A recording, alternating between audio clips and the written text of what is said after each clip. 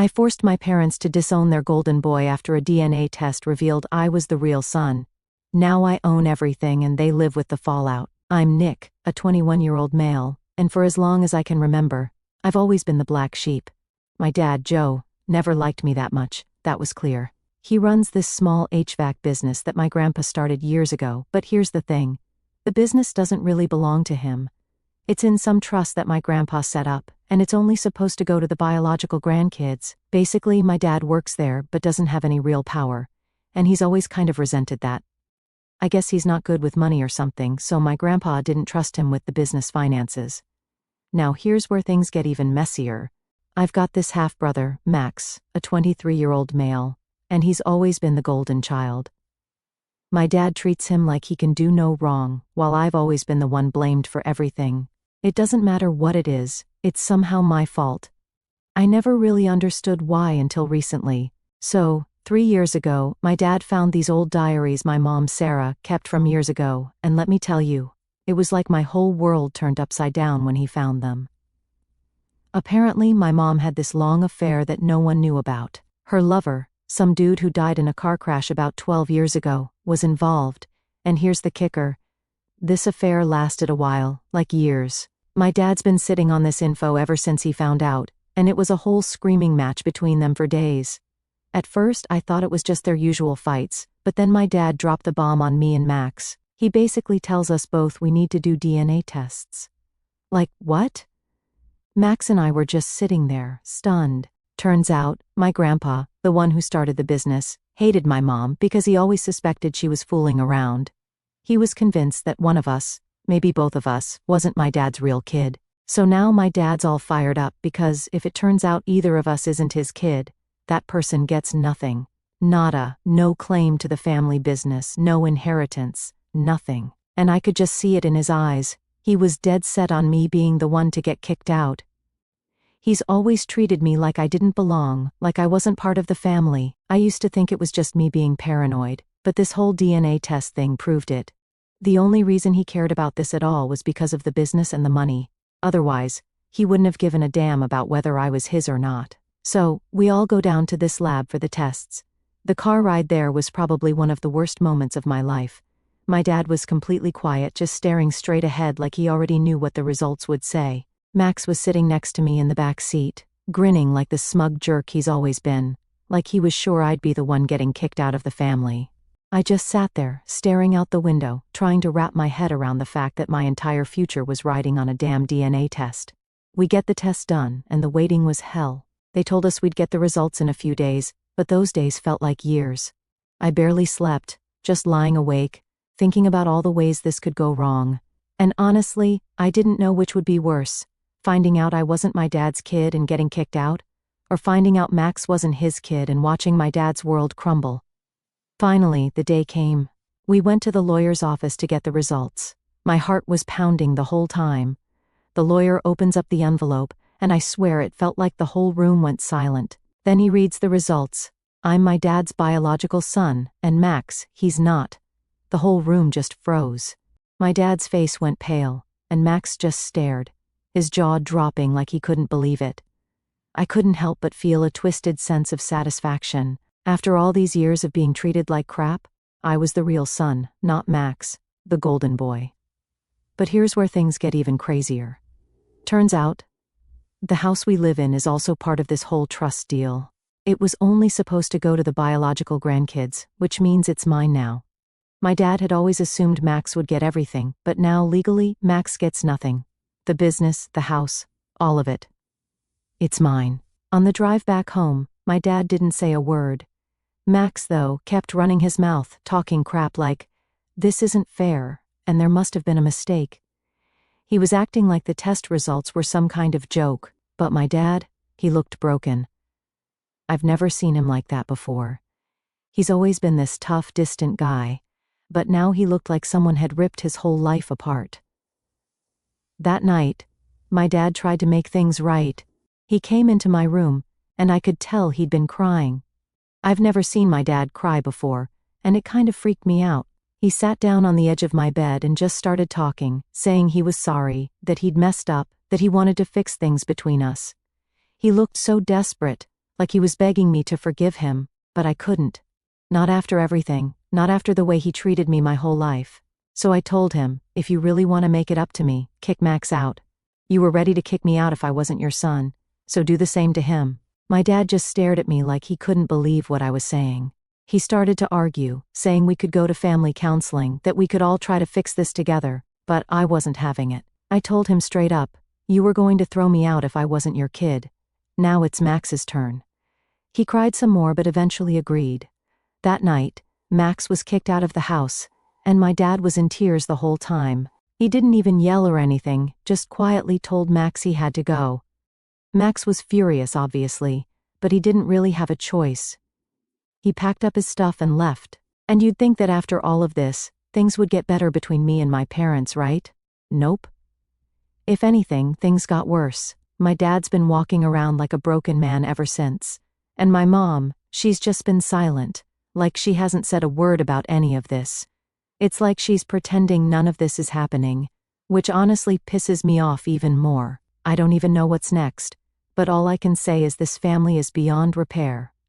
So, after Max got kicked out, you'd think things would chill out, right? Nope. If anything, it got more awkward around the house. My dad, Joe, was walking around like a ghost, barely speaking to anyone, and my mom, Sarah, was still silent, just pretending like none of this mess had happened. The house felt empty, even though I was still living there. I thought maybe kicking Max out would change something, but all it did was make my parents even more distant. The first few days after Max left, it was almost like everyone was holding their breath, waiting for something to happen.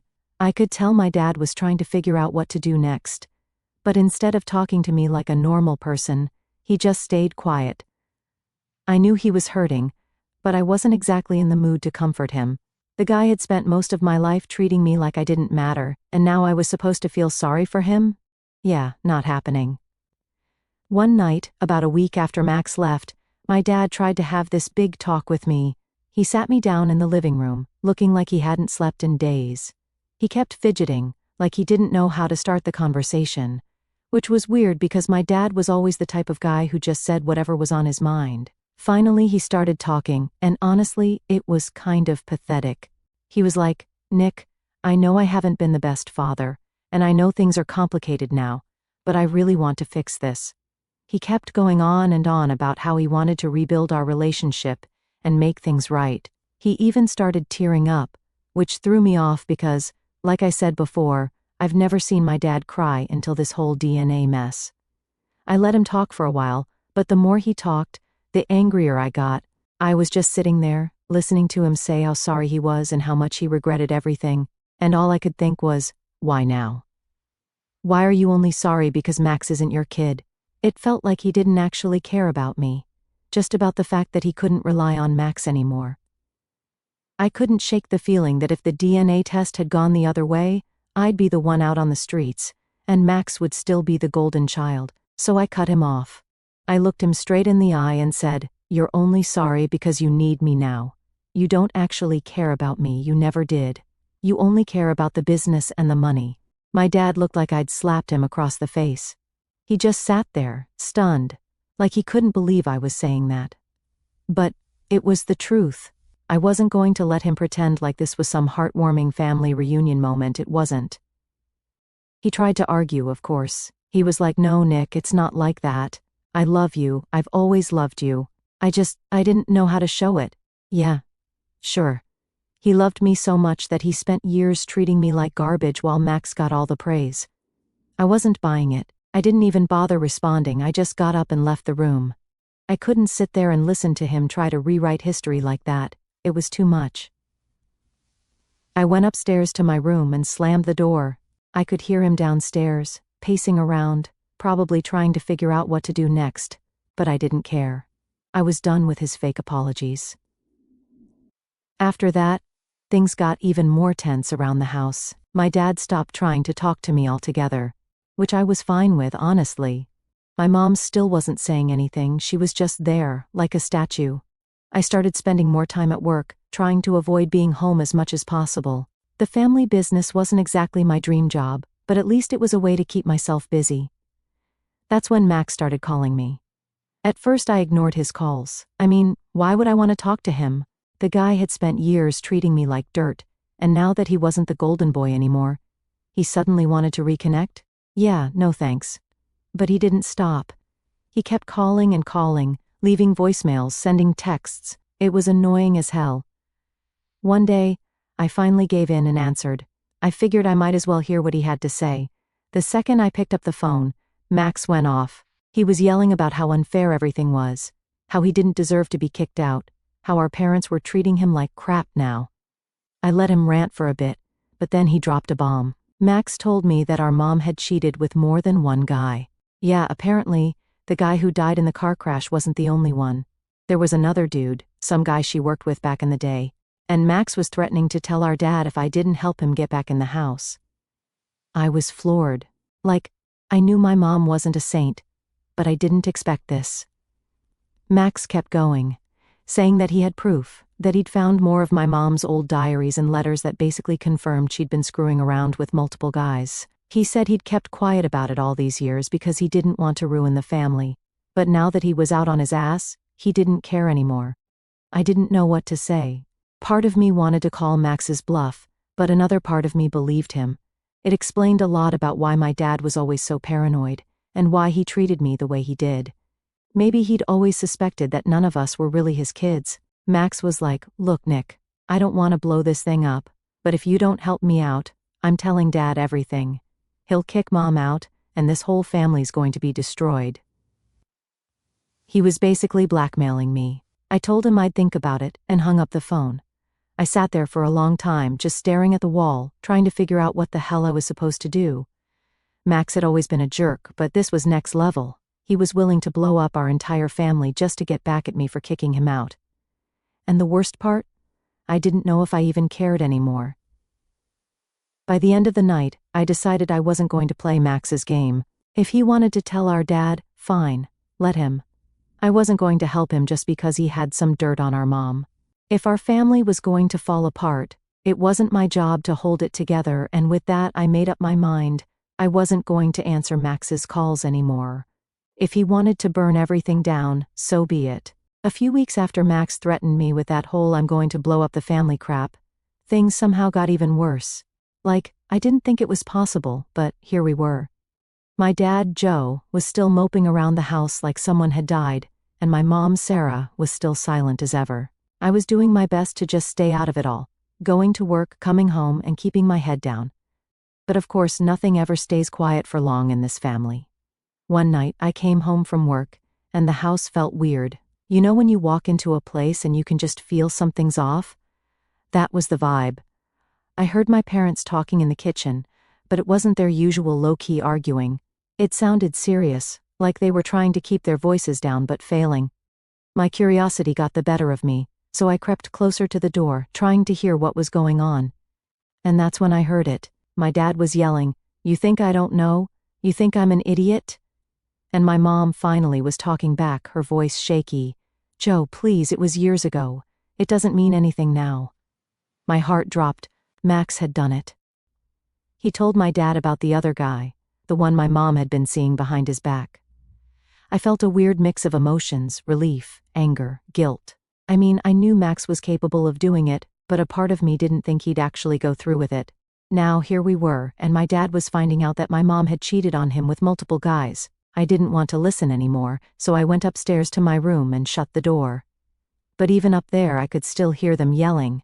My dad was shouting about betrayal and how he should have left her years ago, while my mom was sobbing, saying it was all in the past and that she loved him. It was brutal. Later that night, my dad came upstairs and knocked on my door. I wasn't in the mood to talk, but I opened it anyway. He stood there, looking more broken than I'd ever seen him, like he'd aged 10 years in one day. He didn't say much, just asked if I knew about the other guy. I didn't lie. I told him I found out when Max called me a couple of weeks ago. He nodded, his face going pale, and then he said something that hit me hard. "I never trusted your mom after that first affair. I didn't trust either of you boys either. That's why I treated you the way I did." I just stood there, frozen. Like, yeah, I'd figured something like this was the reason, but hearing him actually admit it, that messed me up. My whole life, I thought I wasn't good enough. that maybe if I worked harder or did better, my dad would finally accept me. But no, it was all because he never really believed I was his kid. I didn't know what to say, so I just stood there staring at him. After a minute he sighed and said, "I'm sorry, Nick, I really am. I don't expect you to forgive me, but I needed you to know." And then he left, just like that. For the next few days it was like walking on eggshells in the house. My dad stopped talking to my mom completely. He'd either be in his office or out at work, and she was always upstairs, locked in their bedroom. It was weird, but at the same time, I kind of felt like it was a long time coming. They should have divorced years ago, honestly. Then Max showed up. Yeah. After all the crap he pulled, he had the nerve to come back to the house. It was a Saturday, and I was just chilling in the living room, watching TV, when I heard a knock at the door. I opened it, and there he was, standing on the porch with this smug look on his face. Like he hadn't just nuked our entire family. "What the hell are you doing here?" I asked, not even trying to hide the anger in my voice. Max shrugged, like it was no big deal. "I wanted to talk. Can I come in?" "No," I said, stepping outside and shutting the door behind me. "We don't have anything to talk about." He rolled his eyes. "Oh, come on, Nick, don't be like that. Look, I didn't want to have to tell Dad, but you left me no choice. You kicked me out, remember? I couldn't believe what I was hearing. You're really going to stand there and act like you're the victim in all of this?" Max sighed, like he was tired of the conversation already. "Look, it's not about that. I just want things to go back to the way they were. We were a family before all this, man." I couldn't help but laugh. "A family? Are you serious? We were never a family. You were the favorite, and I was the one Dad blamed for everything. You got whatever you wanted, and I was always the one left out. So don't give me that 'we were a family' crap." Max's expression changed. He wasn't smug anymore, he looked pissed. "You know what, Nick, fine. I was the favorite, but at least I wasn't some bitter, jealous loser like you." That hit a nerve. I stepped closer to him, my fists clenched. "Get the hell out of here, Max. You're not welcome here anymore." He smirked, like he'd won some kind of victory. "Fine. But don't be surprised when Mom and Dad end up splitting because of all this. You're just as much to blame as I am." With that, he turned and walked away, leaving me standing on the porch seething. After he left, I went back inside, trying to calm down, but his words kept echoing in my head. "You're just as much to blame." Was he right? Had I played a part in tearing this family apart? I didn't want to believe it, but maybe there was some truth to it. Maybe if I hadn't pushed my dad to kick Max out, things wouldn't have gotten this bad. But then I remembered how they treated me, how they were ready to throw me out like I was nothing. Max wasn't innocent in all this. He'd been the favorite for years, and now that the tables had turned, he couldn't handle it. By the end of the night, I was drained. I didn't know what was going to happen next, but one thing was for sure. There was no going back to how things were before. This family was broken, and no amount of fake apologies or half-hearted attempts to fix it were going to change that. Update 2: things didn't calm down after Max's visit. In fact, it felt like everything was starting to unravel faster than ever. My dad was barely at home anymore. He'd leave early for work, come home late, and when he was here, he was just locked up in his office. My mom, Sarah, still wasn't talking to him or to me for that matter. It was like she was just checked out. I guess when your whole life blows up, it's hard to know how to handle it. But still, it was weird watching my parents fall apart like this. It felt like I was living with strangers, and honestly, I was starting to lose it too. It's not like I was ever close to my parents, but I wasn't expecting things to get this bad. The house was dead quiet all the time, and I couldn't shake the feeling that the whole situation was somehow my fault. Like, maybe if I'd handled things differently with Max, or if I hadn't pushed so hard for him to get kicked out, maybe this wouldn't have blown up the way it did. But every time I started to feel guilty, I'd remind myself that they were ready to throw me out if I hadn't been my dad's biological son. So why should I care? But here's the thing, caring or not, living in a house where everyone's pretending the other doesn't exist is pretty messed up. A couple of weeks after Max's little visit, my dad came to me again. But this time he didn't look sad, he looked determined. And that's when I knew something was up. "Nick, we need to talk," he said, standing in my doorway. I sighed, already tired of whatever conversation this was about to be. "What is it now?" He came in and sat down on the edge of my bed, like he was trying to figure out how to start. "I've been thinking," he began, rubbing his hands together nervously. And I've decided to file for divorce. I sat up straighter. Wait, what? He nodded, his eyes still fixed on his hands. I can't do this anymore. Your mom, I can't forgive her for what she's done. I thought maybe I could, but I can't.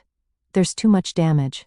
For a second, I didn't know how to respond. I mean, I wasn't shocked. This felt like it was bound to happen sooner or later. But hearing him actually say it was different. So that's it? You're just going to end it? My dad sighed, finally looking up at me. Yeah, I know it's a lot to take in, but it's the right thing to do. I've talked to a lawyer, and we'll get started on the paperwork soon. I wanted to tell you first. I didn't know what to feel. On one hand, I couldn't really blame him. My mom had lied to him for years. But on the other hand, this was going to be the end of whatever little bit of family I had left. Does Mom know? I asked, already guessing the answer. He shook his head. Not yet. I'll tell her soon. I wanted to make sure you were okay with it first. Was I okay with it? I mean, did it even matter if I was? It wasn't like I had a say in what happened between them. Still, the thought of my parents splitting up felt strange, even though things had been terrible for a long time.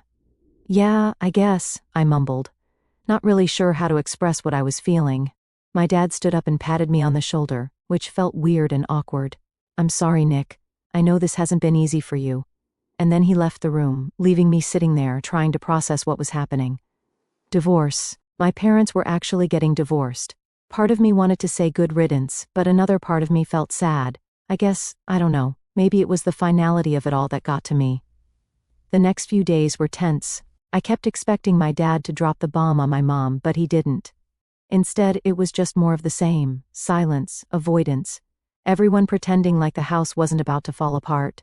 I didn't know when he planned to tell her, and honestly, I wasn't sure I wanted to be around when it happened. And then, one night, it happened. I was in my room, trying to fall asleep, when I heard shouting from downstairs. My heart sank, and I knew instantly that my dad had finally told her. I couldn't make out everything they were saying, but I could hear enough. My mom was crying, screaming about how he couldn't do this, how she'd made mistakes but she still loved him. My dad, though, wasn't backing down. He was shouting too, yelling about betrayal and how he couldn't trust her anymore. It was ugly, really ugly. I stayed in my room, listening to them tear each other apart, feeling like I should have done something, anything, but knowing there wasn't much I could do. After what felt like forever, the shouting finally stopped.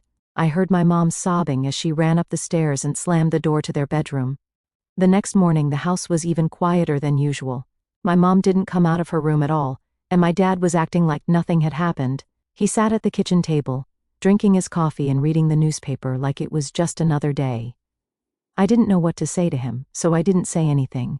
I just grabbed some breakfast and left for work, trying to avoid any awkward conversations. But when I got home that night, things had escalated. My mom had packed up a bunch of her stuff. Her suitcases were sitting in the hallway, and she was standing by the front door, talking on the phone with someone. I don't know who she was talking to, but it sounded like she was making arrangements to leave. When she saw me, she quickly ended the call and wiped her eyes. Nick, I'm going to stay with your aunt for a while, she said, her voice shaking. I didn't know what to say. Okay, was all I could manage. She gave me a sad smile, then pulled me into a hug. I'm so sorry, honey. I know this is hard, but I'll still be around. We'll figure this out. I didn't hug her back, I just stood there, feeling numb, waiting for her to let go. When she finally did, she grabbed her bags and left without another word, and just like that, she was gone. Update 3. After my mom left, it was just me and my dad in the house. It felt way emptier than it should have, like all the air had been sucked out of the place. We didn't really talk much after that night. He was still doing his thing, going to work and pretending like everything was normal. But I could tell it wasn't. I mean, how could it be? I don't know if he was waiting for me to ask how he was feeling or if he just didn't want to deal with it, but either way, we both just kind of avoided the subject. We barely even made eye contact in the kitchen, and the silence was heavier than it had ever been before. It wasn't long before Max decided to stir things up again. I swear, the guy's like a bad rash that just won't go away. One day, I'm sitting at home after work, just trying to watch TV and forget about the fact that my family's falling apart, and I get a text from Max, "We need to talk." I almost laughed when I saw it. Talk about what? The dude had blown up our family, blackmailed me, and now he wanted to talk? I ignored the message at first, but then my phone started blowing up with more texts. It's important. I'm serious, Nick. You can't ignore me forever. He was relentless. After about 10 messages, I finally gave in and called him. I figured I might as well get it over with and hear whatever crap he had to say. Nick, Max said, sounding way too casual for my liking. I've been thinking. Oh, this should be good, I said, my voice dripping with sarcasm. What do you want now, Max? He ignored my tone and continued. Look, I know things are bad between us, but you got to understand this whole thing wasn't my fault. I scoffed. Not your fault? You're the one who told Dad about Mom's other affair. You're the one who started this whole mess. Max sighed, like he was the victim here. Yeah, but come on, Nick, don't act like this family was perfect before that. I don't know, I did what I had to do. I could feel my blood boiling. What you had to do. You ruined everything, Max. You threw us all under the bus because you were mad you got kicked out. Don't act like you're some innocent bystander. He didn't say anything for a second, and I thought, maybe, just maybe, he'd finally shut up. But nope, he kept going. I know, but look, I have a plan. I rolled my eyes. A plan? Really? What kind of plan, Max? He sounded excited now, like he actually believed this was a good idea. We need to get Mom and Dad back together. I almost dropped my phone. What? Think about it, Nick. If we can get them to talk, to work things out, maybe things can go back to normal. We were a family once, right? Are you out of your mind? I couldn't believe what I was hearing. They're getting divorced, Max. It's over. There's no fixing this. But Max wasn't listening. He was already rambling about how we could stage some kind of intervention or family meeting, get everyone in the same room, and force them to talk it out. He actually thought this was going to work, like some cheesy movie where everyone hugs at the end and everything's fine. I cut him off. Max, stop. Just stop. This isn't a movie, okay? You can't just force people to forgive each other and move on. Dad's done. He's already filed for divorce, and Mom, she's living with Aunt Karen now. It's over. There was a long pause on the other end of the line. Finally, Max spoke again, but this time his voice was quieter, more serious. Nick, I don't want to lose this family. I didn't know what to say to that. Part of me wanted to laugh in his face, like, really, Max? After everything you've done, now you care about the family? But another part of me felt bad for him. I guess as much as I hated to admit it, he wasn't the only one who'd lost something. We all had. Look, I said, my tone softer now, I get it. This sucks for all of us, but there's nothing we can do. It's too late. Max didn't respond right away, and for a second, I thought maybe he'd finally understood, but then he said, well, I'm going to try anyway. And that's when I knew Max was a lost cause. He was stuck in this fantasy where everything could just magically be fixed if we all tried hard enough. I wished it were that easy, but life doesn't work like that. After I hung up, I felt this weird mix of emotions. Anger, sadness, frustration, all of it wrapped together. I didn't know how to move on from this. My parents were done, my mom had left, my dad was a wreck, and Max, he was delusional, thinking he could somehow put the pieces back together. The next few weeks dragged on, and things didn't really get any better. My dad stayed locked in his office most of the time, and I just kept going to work, trying to distract myself from the mess at home. But no matter how much I tried to ignore it, it was always there, hanging over my head like a dark cloud. One night, after another long day at work, I came home to find my dad sitting at the kitchen table. He looked up when I walked in, and for the first time in a while, he actually spoke to me. Nick, he said quietly, I'm sorry. I froze. I wasn't expecting that. For what? For everything, he replied, looking down at his hands. I've messed up. I've made a lot of mistakes, and I know I can't fix all of them, but I'm trying. I don't want us to end up like them, like me and your mom. I didn't know what to say. It was the most honest thing I'd heard from him in a long time, and it caught me off guard. I'd spent so much time being angry at him, blaming him for everything, that I didn't know how to respond when he actually showed some vulnerability. So I just nodded. Yeah, me neither. We didn't say much after that. It wasn't some big emotional moment or anything, but it was something. Maybe things weren't totally broken after all.